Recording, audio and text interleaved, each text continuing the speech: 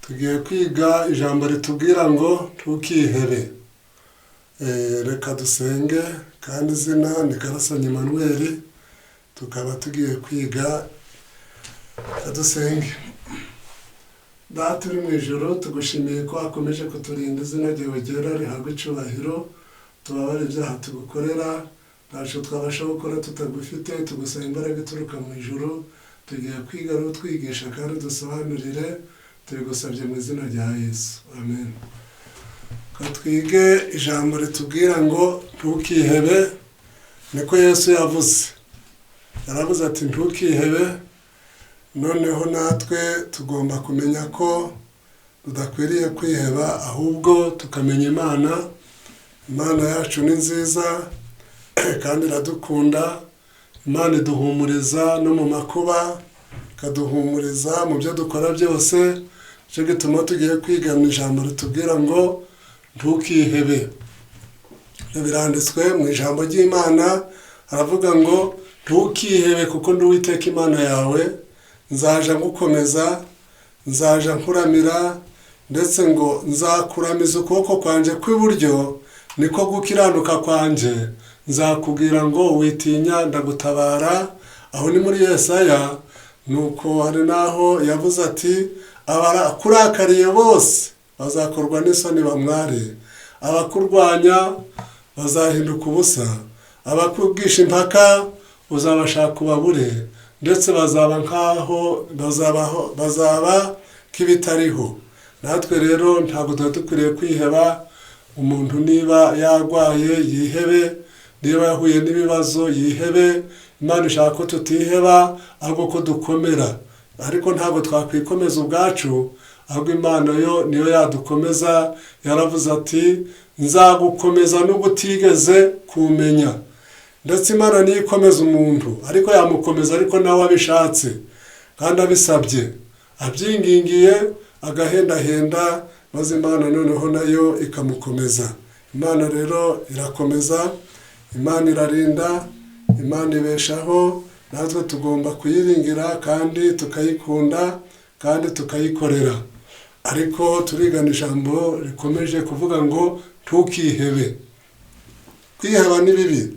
Noneho muri Yobu igice cya 8 umurongo wa 11 niho harimo amagambo avuga ngo nuboneza umutima wawe ukayitegera amaboko. Igice cya 5 umurongo wa 11 umurongo wa 5 11 niho harimo amagambo atubwira ngo nuboneza umutima wawe ukayitegera amaboko, niba hari ikibi mu kuboko kwawe ugitekure, kandi we kwemera ko gukiranirwa kuba mu rugo rwawe, niwe uzubura amaso yawe udafite ikizinga, uzakomera kandi ntabwo uzatinya, kuko uzibagirwa umubabaro wawe, uzawibuka nk'amazi amaze gutemba, kandi ubugingo bwawe buzarabagirana kurusha amanywa y'ihangu. Naho haba umwijima hazatambika umuseke, kandi uzaba amahoro kuko hariho ibyiringiro.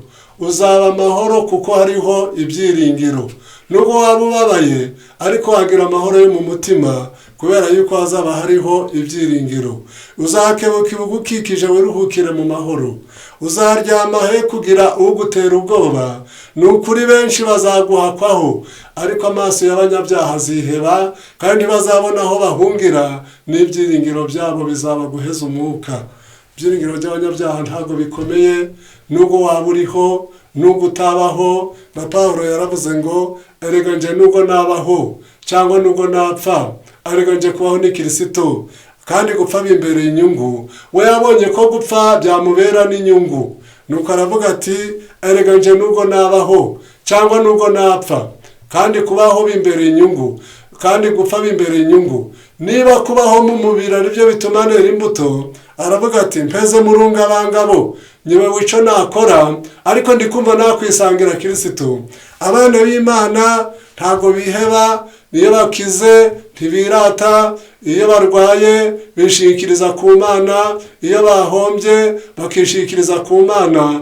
Yobu yahuye n'ibyago ahura n'ibibazo byinshi, maze aravuga ati Uwiteka niwe wabimpaye kandi Uwiteka niwe ubijanye, izina rye rihabwe icubahiro. Ntiyacumura maze akomeza kwiringira Imana.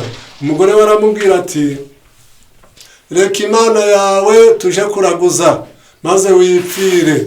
Ntacyo byari bimaze rero kureka Imana wamara ukaja kuraguza kandi ukipfira, n'ubundi ntabwo ubukize, ahubwo icyaba cyiza ni ukwishikiriza ku Mana. Imana niyo buhungiro bwacu, ni umufasha utabura kuboneka mu byago no mu makuba. Imana niyo buhungiro bwacu, ni umufasha utabura kuboneka mu byago no mu makuba. Ubwo Imana yacu rero iyo tugomba kwishingikirizaho, ntabwo tugomba kwiheba. Mu gitabo cyitwa uburezi niho harimo amagambo atubwira ukuntu natwe twari dukwiriye kumenya Imana yacu.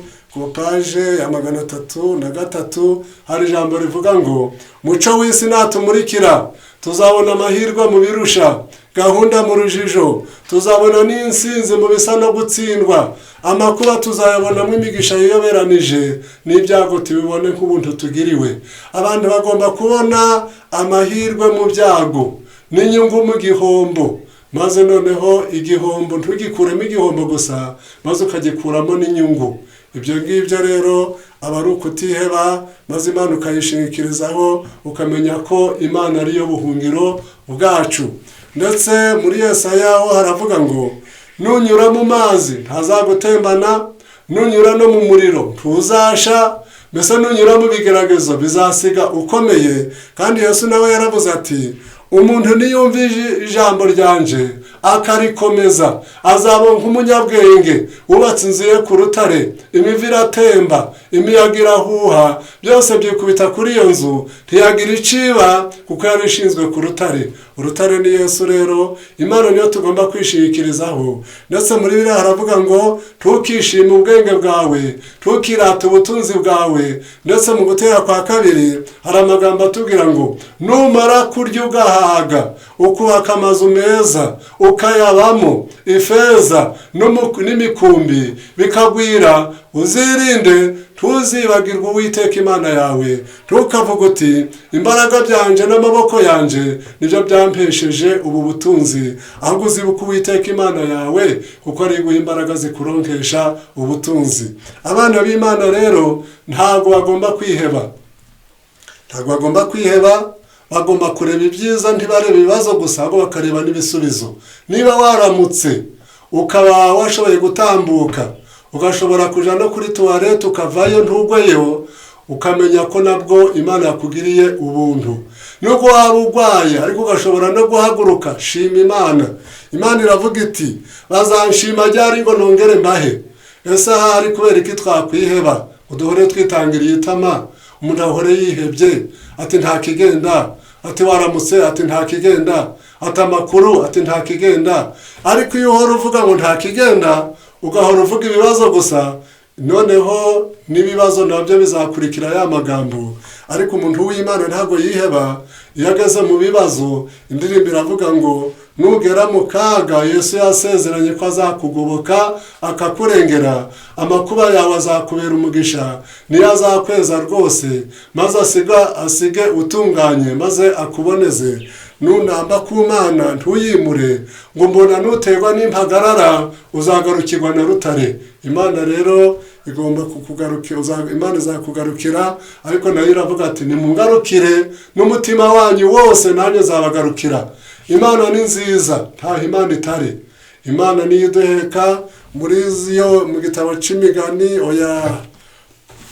Yesaya 43:3 hari amagambo avuga ngo nimunyumve mwanzu ya Yakobo mwe, namwe barokotse bo mu nzu y'Isirayeli mwese, abo nahetse mukiri mu nda, kabaterura mukivuka, kabageza mu zabukuru, ndiwe imvi zanyu zizarinda ziburuyenzi nkibaheka. Ninje waremye, ninjye uzaheka, ni koko zaheka kandi zaje nkiza. Nubwo waba uri umukecuru ntukaje wiheba ngo uvuge uti singishobora gukora, ubu ngubu ngendera ku gakoni. Niba warabaye inkumi wabaye inkumi, niba wabaye umusore wabaye umusore, uje unezererwa wishime maze unezererwe. Uramutse unezerewe rero ugashakisha umunezero, byo bita kuwushakisha, ukareba ko hari icyiza wabona uje ubona, maze nawe ukakibona, ntubone ibibazo gusa ariko ukaje ureba n'ibisubizo. Nubwo waba urwaye ariko ukagira urugingo rumwe ruzima, nabwo ukarushimira Imana. Niba ushoboye kureba uzushima Imana, niba ushoboye no kuvuga nabyo bishimira Imana, niba ushoboye no gutambuka nabyo bishimira Imana, niba ubonye itungo ryawe ryaramutse cyangwa se umwana cyangwa se andi mahirwe yandi ariyo yose nabyo uzishima Imana, niba ufite n'umudendezo nabyo bishimira Imana, kuko hari abandi badafite umudendezo. Hari abandi bari muri gereza bitewe n'ibyaha bakoze, hari n'abandi bazize ubusa, abo ngabo mbese bagizwe imbata barenganijwe, hari n'abajanywe hirya no hino cyangwa se ntawamenya. No kuba waramutse ugomba kubishimira Imana. Mu gitabo kimwe hari amagambo badusomeye avuga ngo ubuzima bufite intego. Uramutse urwaye ukaba ugiye gupfa, ntago wavuga ngo muzanire diplome yanjye cyangwa se muzanire ya modoka nziza, ahubwo wavuga ati mumbwirire abantu icyo umuntu agomba kwita ku bantu. Ariko icyambere ukareba iciza nawe wabonyeho. Wari umuntu mu gitabo cyitwa Kugana Yesu, wari umuntu wandike Ellen White ati uzandema agatima, maze igihe kimwe Ellen White wabona wa muntu ari mu murima mwiza, maze ngo aranyereragwa mu mahwa, maze noneho areka gusoroma amahwa, ahubwo aranyerera, areka gusoroma uburabyo bwiza, ahubwo aje gusoroma akaja mu mahwa. Nuko Ellen White aramubwira ati reka ibisura ndetse n'amatovu ureke n'imishubi, nta kindi bimara keretse kubabaza. Ati mbese wamusomyi we, nta bintu binezeza wigeze ugira ku buryo wateranyiriza hamwe ibikubabaza? Hari abantu usanga bababaye, ugasanga bahora bijimye, mbese bakabona ko nta cyiza bigeze babona, ariko nyamara barakibona, niko batabyitaho. Ugasanga abantu bari gushebekera ibindi badafite, ariko bya bindi byiza bafite abantu bari gutangarira ndetse bakwifuza, ugasanga ndetse batabiha agaciro. Baza baca umugani ngo ubutunzi bwawe bwa bundi usuzugura umenya yuko bufite agaciro iyo babukwatse. Uramutse ufite inkimwe wamenya ko yari ufite agaciro iyo yapfuye, cyangwa se abandi bayitwaye, cyangwa se wahombye. Ariko twari dukwiriye gushima, tukagira umutima ushima tutiheba. Mu gitabo mfite hano cyitwa Intekerezo, Imico n'Ubumuntu, harimo amagambo atubwira ngo ntukambuke ikiraro utarakigeraho. Hari abantu bambuka ikiraro batarakigeraho. Atese ubu ngubu ati ko ndikubona mfite umwenda musha, ariko se ubundi nusaza undi nzawubona hehe? Uwo ngo ari kwambuka ikiraro atarakigeraho. Hari n'abandi baba bari mu rugo, babona abana bari kurya bafite apeti, ataba abana bafite apeti ati bazandya. Oya, ntabwo bazakurya ahubwo bazarya ibiryo. Imana ishaka kutiheba. Ugasanga umuntu arejeje ariko ugasanga ari kwiheba, atase ubundi nzara niza bizagenda bite? Oya, biravuze ngo ntukihebe kuko n'Uwiteka Imana yawe nzaja nkuramiza ukuboko bwo gukiranuka kw'iburyo, niko gukiranuka kwanje. Imana rero tugomba kuyishira imbere. Imana niyo byiringiro byacu. Imana iraduheka uko turi kose.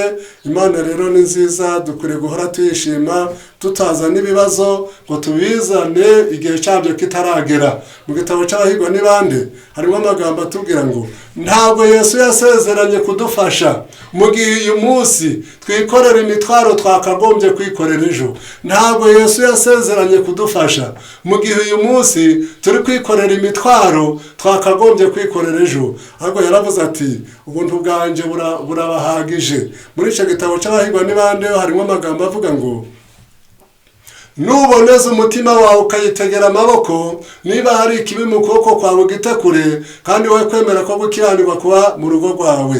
Oya, ahubwo aya magambo ari muri Yobu, ahubwo ayo ngayo yo mu Bahirwa ni bande aravuga ngo harimo amagambo avuga ngo nushaka Uwiteka kandi ugahinduka buri munsi, niwitaba guhamagarwa kwe, niwihitiramo iby'umwuka no kunezererwa mu Mana, ukemera kuzana umutwaro ukuremereye kuri Kristo, ukemera kuzana umutwaro ukuremereye kuri Kristo, ukishimira kumumvira no kumukorera, amaganya yawe azashiraho, amagorwa yawe azakurwaho, ibiguhagarika umutima byose bizatsembwa. Ubwo noneho ni ukuvuga ngo nuboneza umutima wawe maze ukareba ibyiza, ukareba mu ruhande rwiza, ukareba mu ruhande rwiza utareba mu ruhande rubi gusa, ukareba ko waramutse ukabishimira Imana, n'abaturanyi nabyo ukabishimira Imana. Ukura mu muturanyi aramutse yapfuye nawe ntiwaje guhinga, kandi umuturanyi wawe nawe agufitiye akamaro.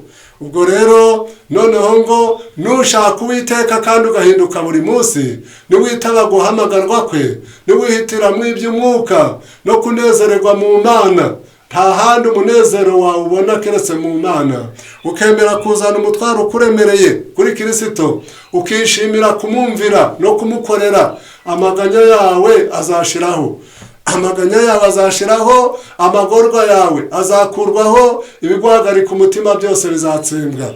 Inzira ishobora kuba mbi, izamuka ku gacuri, hashobora kuyimanga isuri iburyo n'ibumoso. Dukwiriye kwihanganira umuruho mu rugendo rwacu, igihe tunaniwe turwana inkundura, igihe ducitse intege dukwiriye gukomeza kugira ibyiringiro, kuko Kristo ari we muyobozi wacu. Amaherezo ntituzananirwa kugera ku cambu twifuza kugeraho. Kristo ubwe yatubanjirije kugenda muri iyo nzira, kandi yaringanije aho bazanyura.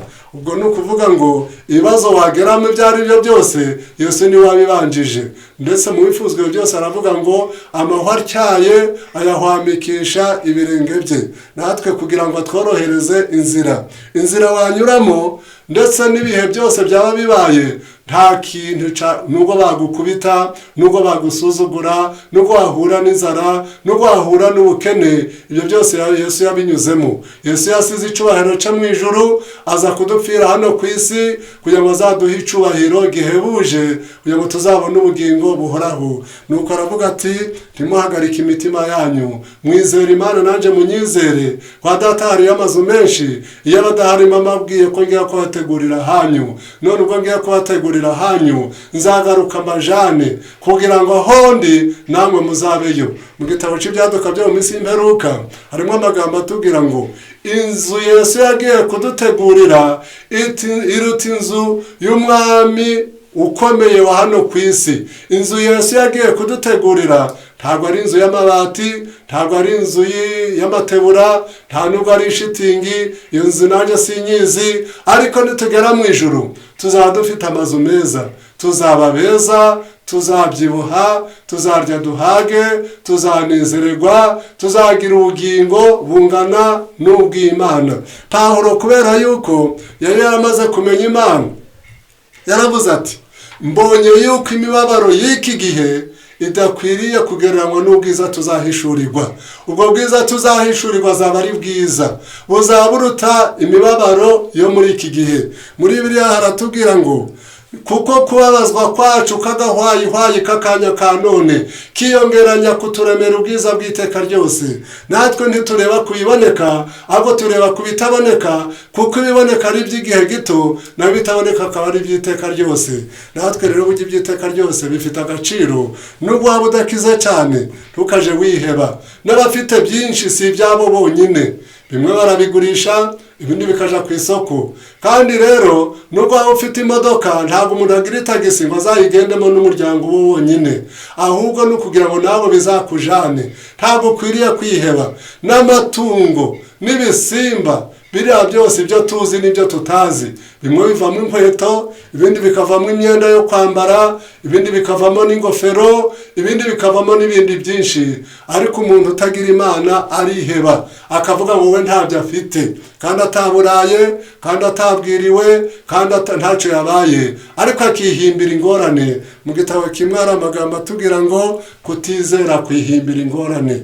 muri Ministere Evangelique harimo amagambo atubwira ngo kwizera kurusha urupfu imbaraga, kwizera kumva indirimbo z'abacunguwe, kwizera kureba ikanzu abakiranutsi bazambara banesheje, kwizera kureba hirya y'inkomyi, kwizera kureba Yesu yicaye iburyo bwa Se, kwizera kureba igihe ingorane zo ku isi zizaba zashize. Ariko umugabane munini ntugira kwizera, iyo bahuye n'ibibagwanya ahubwo bibatandukanya, aho kubahuza n'Imana ahubwo bibatandukanya nayo. Iyo bahuye n'ibibarwanya aho kugira ngo bibahuze n'Imana ahubwo bibatandukanya nayo. Umwana w'Imana rero ntabwo akwiriye kwiheba, ntabwo akwiriye gucika intege ngo njyewe nta nkangira, njyewe singira n'imodoka, njyewe singira n'inzu. Nyamara urara mu nzu kandi nawe wambara inkweto bw'uruhu rw'inka, kandi ikindi unywa n'amata y'inka, kandi noneho ukarya n'ibigori, ukarya n'ibishimbo, ukarya n'ibiki n'ibyo utahinze. Ubwo noneho uvuga ngo isi yose n'ibintu byose birimo Imana yabiremeye umuntu kugira ngo ye kuja yiheba. Ariko nubwo wagera mu kaga, hari Imana yemera ko ukageramo kugira ngo noneho nawe utege amatwi neza. Hari Imana yemera yuko uhura n'ingorane kugira ngo nawe za ngorane zongere zigira icyo zikumarira. Mbiboneka hano muri Yobu hari amagambo atubwira ngo akarengane kazibura umuntu amatwi. Muri Yobu niko harimo amagambo atubwira akarengane kazibura umuntu amatwi kugira ngo yumve ibyigisho. Akarengane nacyo gafite icyo kamara cyangwa se n'ibibazo. Ariko Dawidi nawe yaravuze ati ntarababazwa narayobaga, ntarababazwa ngo yarayobaga. Uwo ni Dawidi. Ariko ngo hari igihe bamututse Dawidi kandi yari umwami, maze baramutuka kandi akikijwe n'ingabo. Nuko aravuga ati mureke bitukire, mureke bitukire, Imana izareba umubabaro wanjye, mureke bitukire. Ariko baramututse, uwitwa Shameya maze aramutuka, agenda amutuka umugenda. Dawidi yarazengurutswe n'ingabo zikomeye. Umusirikare umwe abwira Dawidi ati reka nambuke maze iriya mbwa nyica igihanga. Maze Dawidi aravuga ati mwihorere reka yitukire. Ati rukureba ukuntu umwana wanje ngize kansi uriya mu Nyabenjamini, mbese we ntiyarushaho. Ahasigaye Imana izareba umubabaro wanje. Niba gutuka ntibikakubabaze, niba kunegura ntibikakubabaze, niba ashaka kugutesha umutwe ntukawute, ahubwo uzisunga Imana. Ndetse Imana iravuga ngo wisunga imbaraga zanje maze ubone kuzura nanjye. Umuntu aramusa agututse akakuzazanya, ariko nawe ugahungira ku Mana wakomera. Ubwo se umuntu yakwanga ubundi akagutwara iki? Umuntu yabasha kugutwara iki? Muri Bibiliya aravuga ngo mbese umwana w'umuntu yagutwara iki? Mbese aravuga ngo muri Yesaya hari amagambo atubwira ngo ntutinye. Ese ngo utinye umwana w'umuntu uzahindurwa nk'ubwatsi? Mbese uburakari bw'umugome bugutwaye iki? Ese umuntu yagutwara iki? Ntacyo yagutwara. Muri iki gitabo cyitwa Intekerezo, Imico n'Ubumuntu, paje 656 harimo amagambo avuga ngo ubutumwa bw'inkomezi ku musore w'imfubyi wari intabwa. Ubutumwa bw'inkomezi ku musore w'imfubyi wari intabwa. Umuntu niba ari n'imfubyi, nubwo waba waravutse ugasanga so na nyoko batariho, ariko Imana ni so, Imana ni nyoko, Imana yakorera no mu bandi nabo bakubera nyoko. Umuntu wese wakugirira neza nawe aba akubereye umubyeyi. Ntukaje wiheba kuvuga ati mama simuzi, maze ngo ushake ibyo utari bugarure. Kandi baradusomeye batwigisha ngo umunyabwenge ibishoboka bikora vuba, ibidashoboka akabireka vuba. Hari n'amagambo badusomeye avuga ngo ntugashore ibitekerezo byawe mu bintu utazakuramo inyungu. Ntugashore ibitekerezo byawe mu bintu utazakuramo inyungu. Niba nyoko yarashaje cyangwa se umwana wawe, we guhora utekereza ibyo. Tekereza ibindi byiza, tekereza ibindi byiza birahari. Reba ku ruhande rwiza, wereba ku ruhande rubi. Muri iki gitabo cyitwa Intekerezo, Imico n'Ubumuntu harimo amagambo atubwira ngo twe kuja duhora twimenyereza kurebera ibintu mu ruhande rubi, ahubwo tuje twimenyereza guca mu maso. Twe kuja turebera ibintu mu ruhande rubi, ahubwo tuje twimenyereza guca mu maso. Muri iki gitabo niho havuze ngo paje 656 niho havuga ngo nugira Yesu inshuti magara, maze akaba Yesu akaba inshuti y'ibihe byose, ntabwo uzigera wumva kuri wenyine, kandi ntabwo uzumva kuri wenyine. Hari igihe umuntu abaho ngo njyewe singira umuvandimwe, njyewe singira iki, njyewe n'ibibazo gusa. Oya, ntabwo ari ibibazo gusa, ahubwo n'ibisubizo nabyo birahari. Hari abo Pawulo yakunze, bari baramugiriye neza, bari ababyeyi, bari barakunze ubutumwa bwiza, maze arababwira ati untahirize Purisikila nakwira, wabakoreye cyane.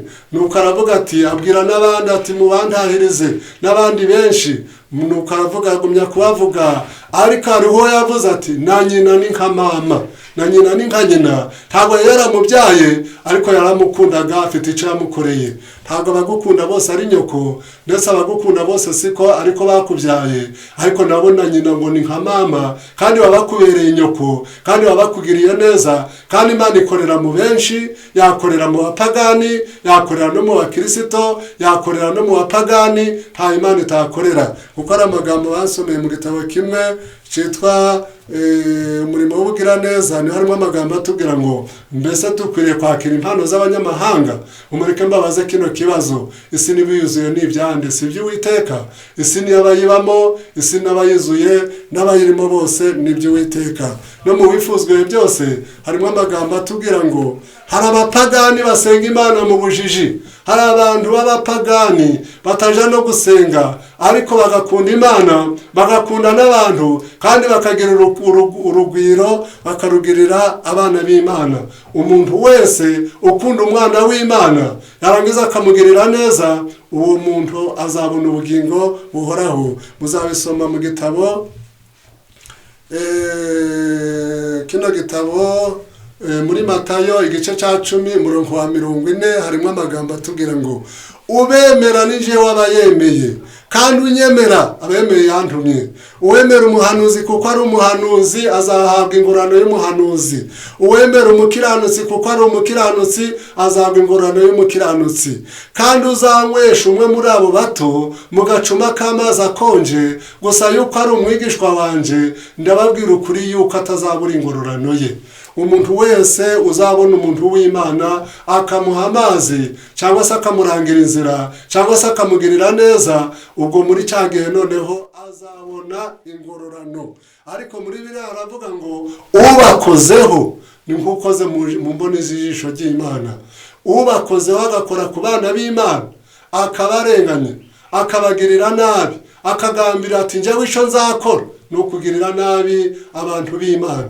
Oya, Imana ni nziza, ikorera muri byinshi, ikorera muri bose, ikorera muri bose. Ndetse muri himbyi w'indirimbo we yaravuze ati sinshidikanye impuhwe ze kuko nje nzibonaho. Ntabwo dukwiriye kwiheba, ntabwo dukwiriye kwiheba umuntu ngo avuge ngo njyewe ndi imfubyi. Oya, ntabwo byari byo. Mu bifuzwe byose harimo amagambo atubwira ngo abakira Kristo babera umukiza w'ubugingo bwabo ntabwo ari imfubyi, ngo baharirwe kwikorera ibigeragezo bonyine, abinjiza mu muryango wo mu ijuru, akabararikira kubona se nk'umubyeyi wabo. Ni abana b'Imana ihoza ku mutima, kandi bahuzwa nayo n'imirunga ihoraho. Nk'uko ubumana buruta cyane ubumuntu, niko n'urukundo dufitiye rusumba cyane urwa data na mama ubwo batugaragarizaga igihe twari tukiri impinja.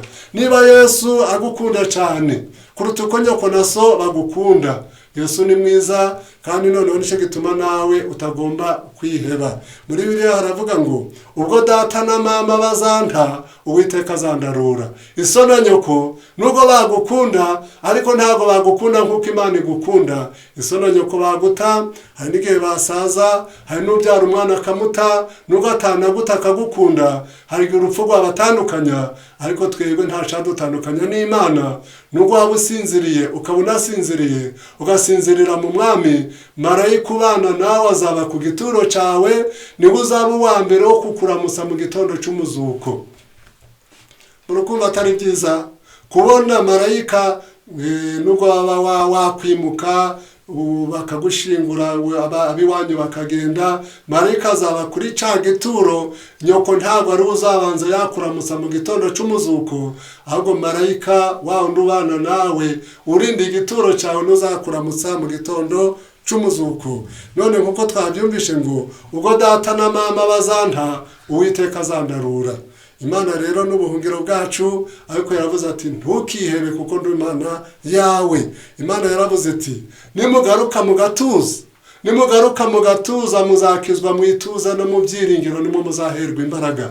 Nitugaruka twebwe tugatuza, maze noneho tukisunga Imana yacu, maze tukamenya ko Imana ari urukundo, tukabona ko kubona ubonye izuba, ukabona akayaga, ukabona ufite umutekano, maze uwo mutekano nawo n'Imana iba yawushizeho, igakorera mu batware, igakorera mu bacamanza, igakorera mu bategetsi, n'abakurindiye umutekano, maze ibyo byose wakwiriye kubishimira Imana. Maze nawe ntiwihebe, ugakora ibintu neza utuje, ugacuruza utuje, ukiga amashuri utuje, ukubaka inzu utuje, nta kintu wabona Imana itakikugejejeho. Kandi noneho niba hariho n'ibyanga, uje umenya ko n'izi ntoke zanjye buriya ntabwo ziresha. Izi ntoke ntabwo ziresha, ntukagire ishari ngo runaka aransumbye, nawe n'ingingo zawe ntabwo ziresha. Kandi mu ngingo zawe zose ntabwo wasuzugura. Ugura urutoke nguru ntabwo ruresha n'uru, ariko ntabwo umuntu yakuraho ngo uru nta gaciro rufite. Natwe rero tugomba kwisunga Imana yacu, tukamenya ko Imana iri mu ruhande rwacu, tukanezererwa, tukishima. Twamara kwishima noneho natwe tukarama. Iyo umuntu yishimye ararama, maze akamara iminsi, ntasaze vuba, akirinda ibisindisha, akirinda kwiheba, maze ntahore yihebye ngo njye nta kigenda, njyewe nta kintu. Oya, ntabwo ari byo, ahubwo nawe ugashima Imana uko yakuramukije, kuko Dawidi yaravuze ati nzahimbaza Imana nkiriho, nzaririmbira Imana yanjye ngifite ubugingo. Abanyamubabaro babyumve bishime, ufatanye nanjye guhimbaza Uwiteka, dushingirane hejuru izina rye, hahirwa umuhungiraho. Kandi muri Zaburi haratubwira ngo guhungira ku Uwiteka bigira umumaro kuruta kwiringira abantu. Guhungira ku Uwiteka bigira umumaro kuruta kwiringira abantu. Iyo umuntu yiringiye Uwiteka, kandi biravuga ngo uwiringira Uwiteka ntabwo azakorwa n'isoni. Uwiringira Uwiteka ntabwo azakorwa n'isoni, ahubwo bava mu masezerano nta mpamvu niwe azakorwa n'isoni.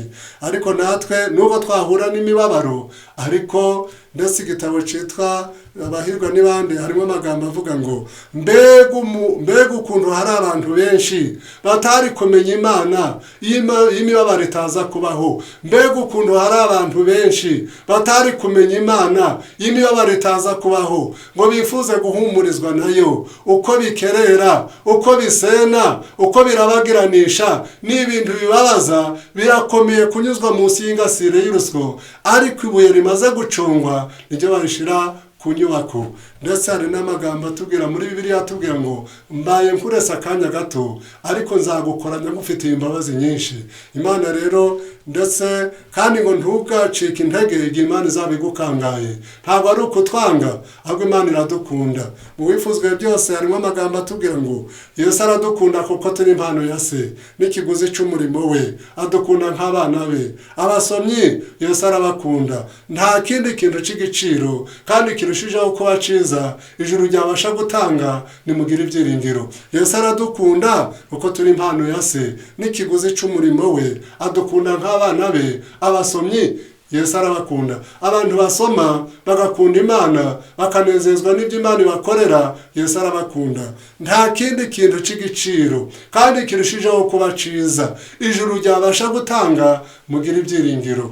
Ndetse muri icyo gitabo haravuga, ni mu cyigisho kivuga ngo umushumba wavuye mu ijuru mu wifuzwa ibihe byose. Muri icyo gitabo haravuga ngo nubwo yazamuwe akaba yicaye ku ntebe y'ahantu hose ho mu ijuru, ntabwo yigeze agabanya imbabazi atugirira. Umutima we w'impuhwe uracita ku bana be batuye hano ku isi. Ikiganza cye cyatobowe kiracyategereje guha umugisha abe batuye ku isi. Ntabwo zizarimbuka kandi ntawe ubasha kuzivuvunura mu kuboko kwanje. Umutima wiyeguriye Kristo ni uw'igiciro kinini mu maso ye kurusha isi yose.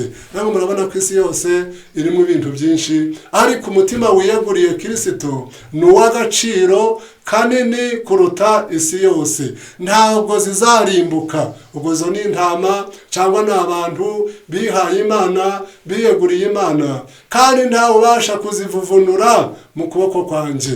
noneho tugomba kumenya ko umukiza wacu adukunda, ubwo adukunda ariko ngo yuko turi impano ya se, kandi tukaba n'ikiguzi cy'umurimo we. kandi nawe uramutse ugiye guhaha maze imyaka yakuruhije, ntabwo wayipfusha ubusa. nawe ugiye kwiga ishuri ukabona diporome yarakugoye, wararaye nabi, warariye nabi, igihe wakurikiranaga ibizame n'igihe wakurikiranaga ishuri, ntabwo ya diporome wayipfusha ubusa. natwe rero muri kubona ko Yesu yaje kuducungura kugira ngo tuzabone ubugingo buhoraho. Satani bagwaniye mu ijuru, aramanuka agera ku isi, ananirwa Yesu aduhimbiraho, ariko Yesu aravuga ati nubwo umuntu wamucumuje ariko nzamanuka mucungure.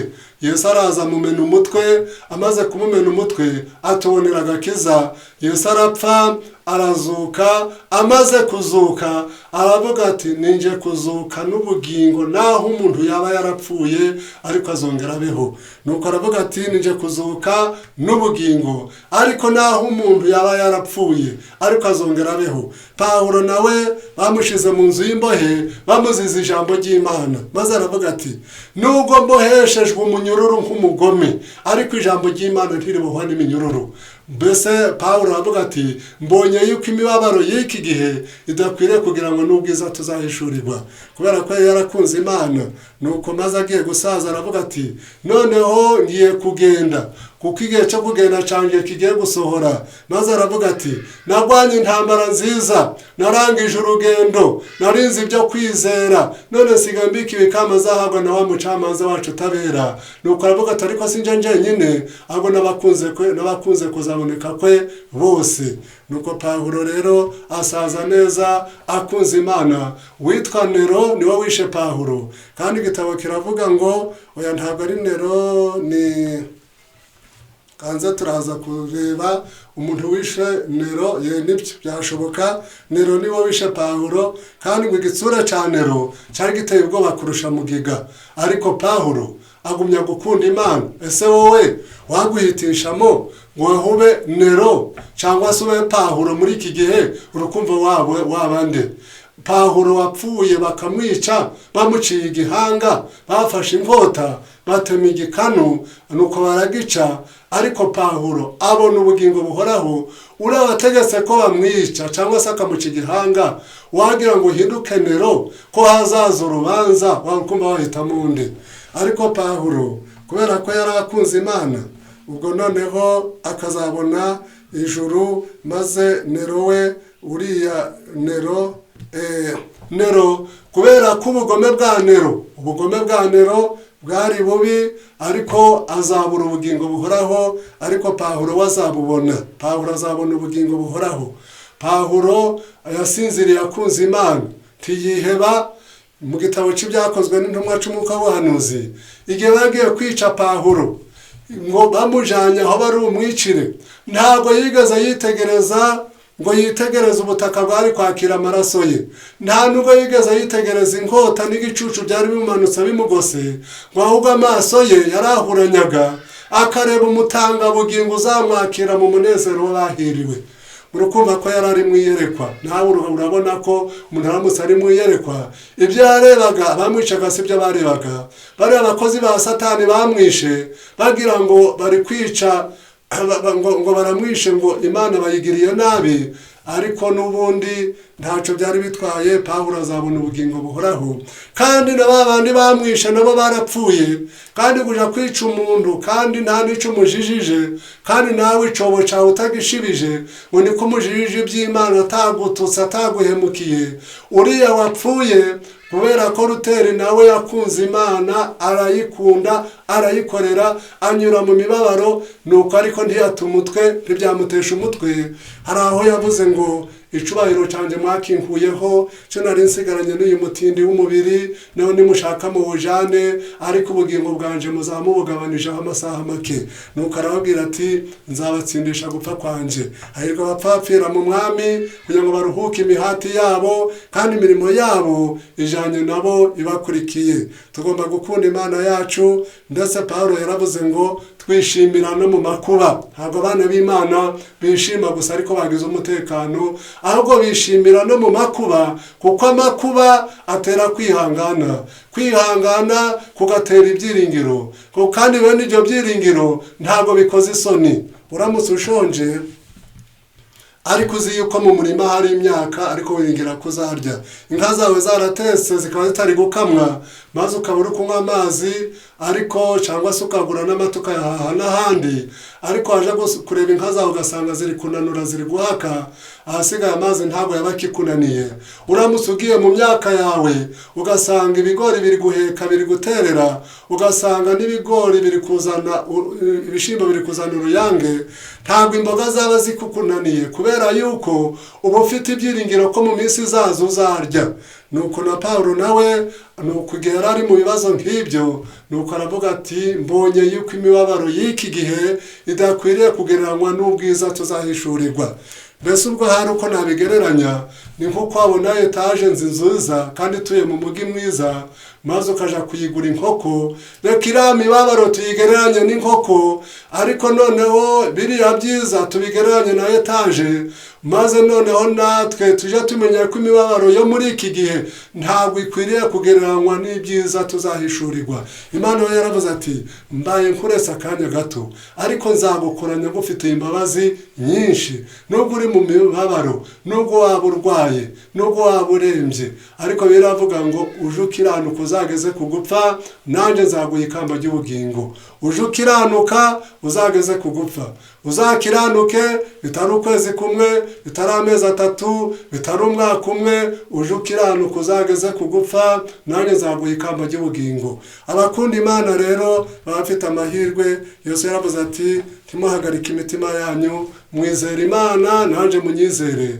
Nuko aravuga ati ntimugahagarike umutima. Guhagarika umutima bitera indwara gusa, guhagarika umutima bizana ibyaha, guhagarika umutima bituma umuntu yiheba, kandi n'ibyo warya ntibikunyure, kandi n'ibwo wambaye ntuberwe, cyangwa n'ubwo waberwa ariko ukagira imitima nyine.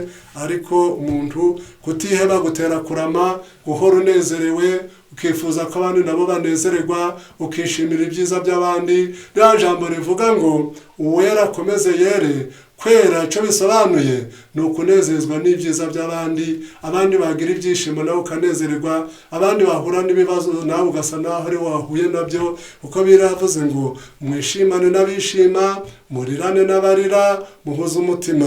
Ubwo biri mu gitabo cy'Abaroma igice cya 12 umurongo wa mbere, hari umurongo wa 9 hari amagambo avuga ngo urukundo rwanyu rwaye kugira uburyarya, mwanga ibibi urunuka, muhorane n'ibyiza, kubwo gukunda bene data mukundane rwose.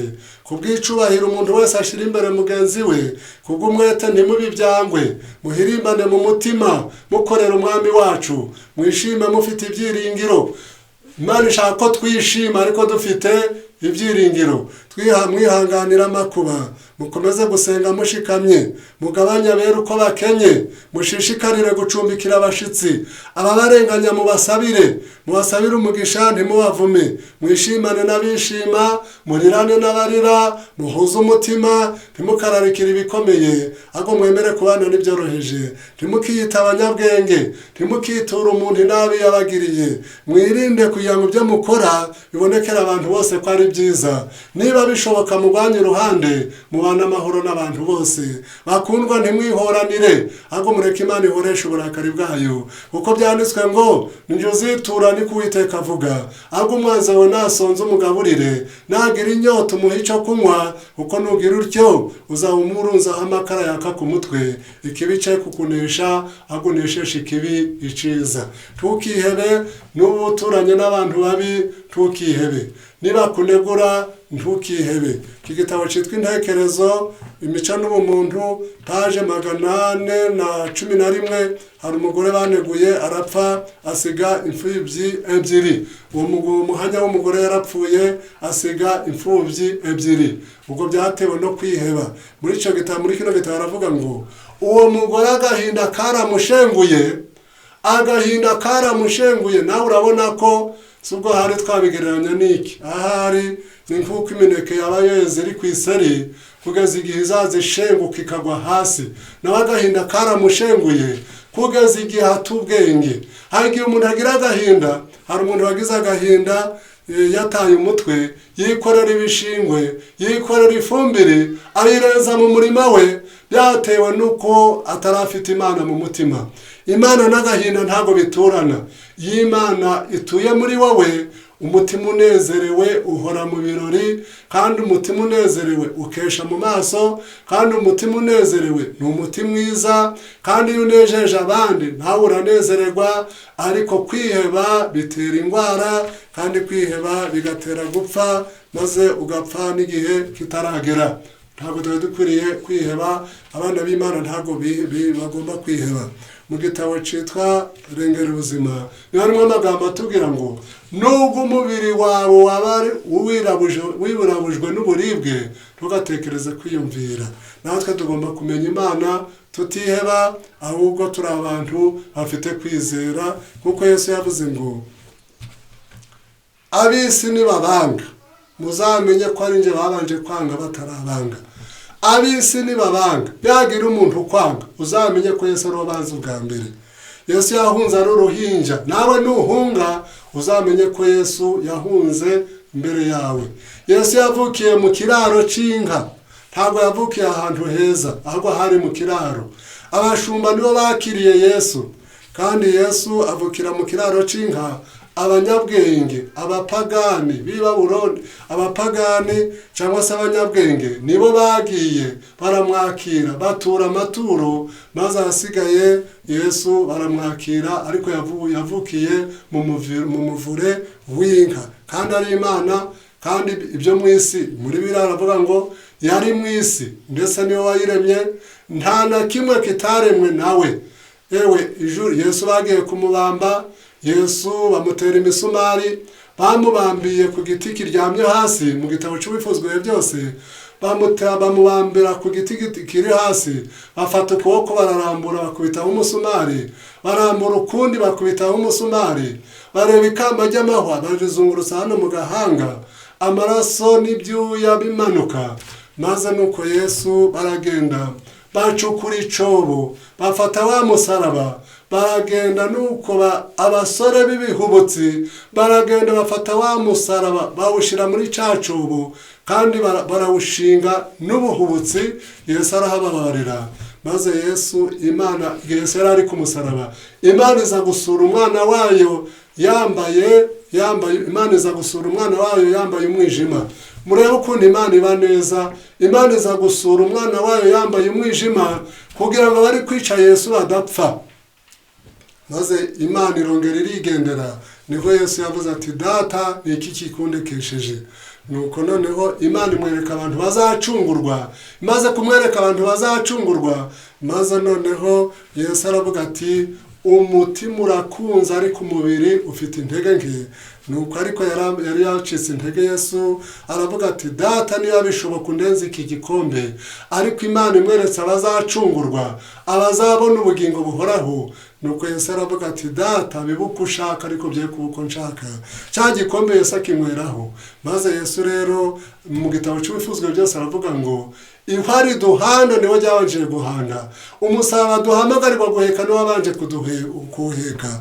Yesu ngo niwe wagiye imbere, amahwa atyaye ayahwamikisha ibirenge bye kugira ngo atworohereze inzira, imibabaro wanyuramo iyo ari yo yose. Kandi Yesu yari yikoreye ibyaha by'abari mu isi, kandi ibyaha by'umuntu umwe hano biragoye kugira ngo nabyo byihanganire, ariko Yesu yikora ibyaha by'abari mu isi. Yesu rero amaze kuducungura, Yesu aravuga ati, ariko Yesu yaravuze ati, nimanikwa hejuru y'igiti zireherezaho abantu bose. Ibyo rero kandi umuntu ari kuresha avuga amagambo meza y'umuhungu n'umukobwa bari kureheranya, ntawe uvuga inabi, ntawakanurira undi ijisho, nta n'uwabwira undi nabi. Yesu nawe rero ntabwo ari ukuturesha gutya wenda ngo ejo azatubwire nabi, ahubwo Yesu Imana ntihinduka, ntigira n'igicucu cyo guhinduka, kandi Yesu ni mwiza, kandi ngo azaba nari mwiza. Yesu azaba asumba Adamu uhereye ku rutugu ukazamura, azaba afite ijwi ryiza ry'ihoho kandi riryohereye amatwi, kandi ngo azavuga ngo bazabona ibituruka mu bise by'ubugingo bwe bimushimishe bimuhaze. Noneho iyo umubyeyi ari kubyara, mu gitabo cyo muri Bibiliya niho hatubwira ngo iyo umubyeyi ari kuramukwa arababara, ariko iyo yari kubyara aravuga ati, yaba nakiragiye none sinazakongeye kubyara.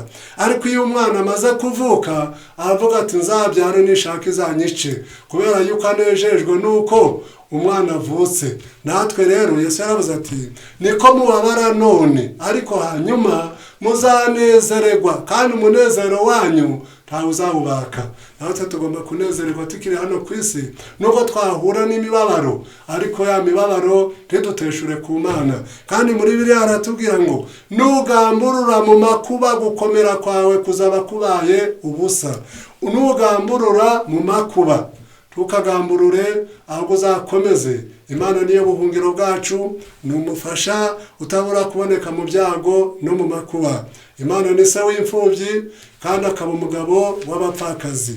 Imana ni se w'imfubyi kandi n'umucamanza urengera abapfakazi. Hari naho yavuze iti, siga imfubyi zawe nzazirera, n'abapfakazi bawe banyizere.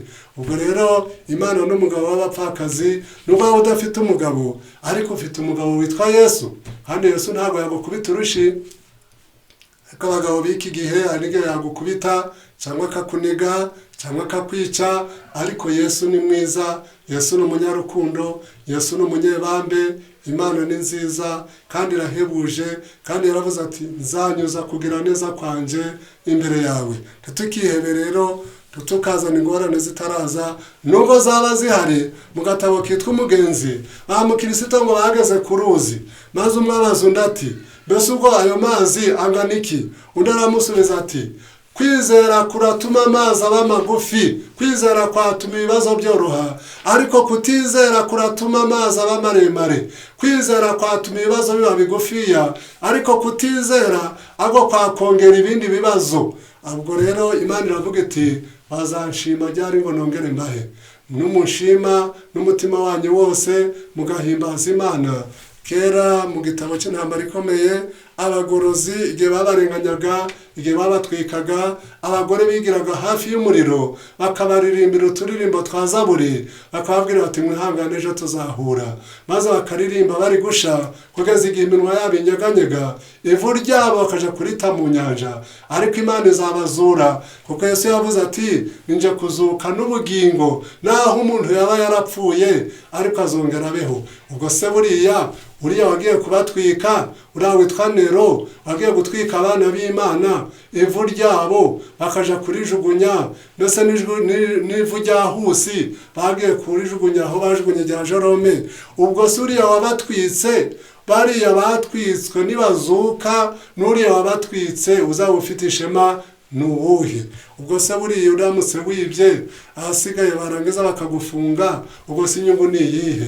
Mureka tuya dukunda Imana yacu kugira ngo tuzagere amaherezo meza.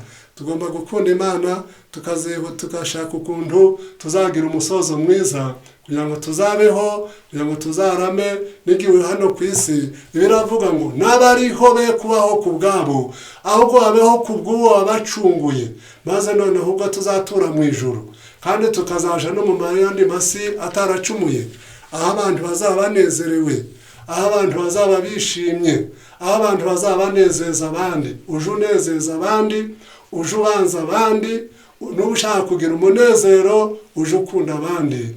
Noneho we kuje ubona ko rero ufite ibibazo kuruta iby'abandi, kandi ibi biravuga ngo nta kigeragezo kitari rusange, Imana niyo kwizerwa, izaducira ikanzu. Hamwe n'ibitugerageza izaducira akanzu. Gukunda Imana ni byiza, kumenya uwera n'ubuhanga. Mureke natwe tumenye Imana, kandi Imana nituyimenya nayo izanezerwa, izishima. Yesu yaje kudupfira, kandi nawe ugiye ukaja gushaka ikintu, inka yawe yazimiye cyangwa umwana wawe akazimira, wamara ukamushaka ukamubona, nawe wanezererwa. Natwe rero Imana izanezezwa n'ibiturutse mu bise by'ubugingo bwe, ngo bimushimishe bimuhaze. Yesu igihe azakenyera maze akatugaburira, akazavuga akabwira Imana ati dore ngaba abo nacunguye, abantu bazaba banezerewe, aho abantu bazaba bataye umuruho, aho umuntu azaba anezerewe.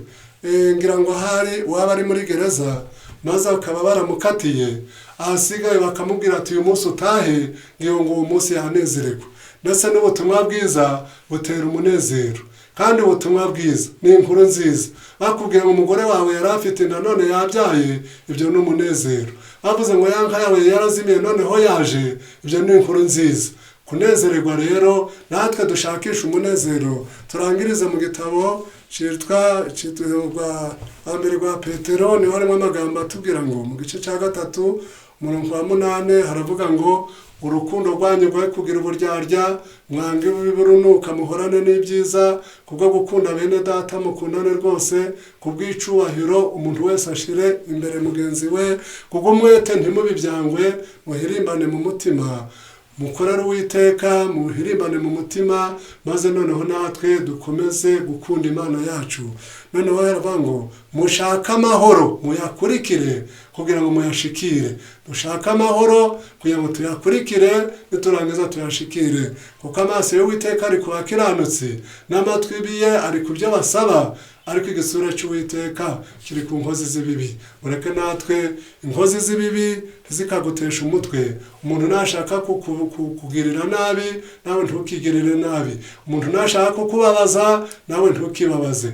Uzamuhime nawe we kubabara. Nagutuka ntukabyiteho, nagusuzugura ntukabyiteho. Uzimenyera Imana, turiza Uwiteka, umutegereze wihanganye. Yesu nagaruka azabashe kutujana mu ijuru, aho badapfa, aho batagwara, aho badasaza, aho hatari ibitaro, aho hataba impanuka, aho niho heza. Imana ibiduhere ubuntu mu izina rya Yesu.